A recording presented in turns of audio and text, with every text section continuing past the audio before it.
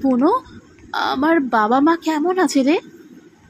আমি কাছে নেই, তারা কি করে যে বেঁচে আছে সেটা ভেবেই গায়ে কাঁটা দিচ্ছে। তোমার কি হয়েছিল তা আমরা সবাই জানি, তুই জানিস? হ্যাঁ দিদি, আমরা সবাই জানি, সবাই। দোষীদের শাস্তি দিতেই তো এত আন্দোলন, লড়াই চলছে। সত্যিই দোষীরা শাস্তি পাবে কি জানি। আর তোর দোষীরা, তা তো জানি না। বাবা মা তো বলছিল তোমার দোষীদের নিয়ে কথা, আমি তো ওদের মুখে আমার নিয়ে কিছু শুনিনি কখনো। আমিও শুনে আসিনি, তোর মুখে শুনলাম। খানিকক্ষণ দুজনেই চুপ। দিদি, মাকে ছাড়া ঘুম আসছে না, একটা গল্প শোনাবে?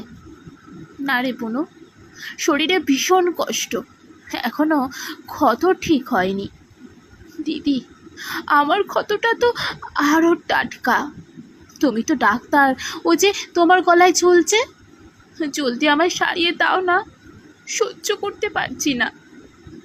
আয়, আমার কোলে মাথা দে, তোকে রূপকথার গল্প শোনাই, যেটা আমার মা আমাকে শুনিয়ে ঘুম পাড়াতো।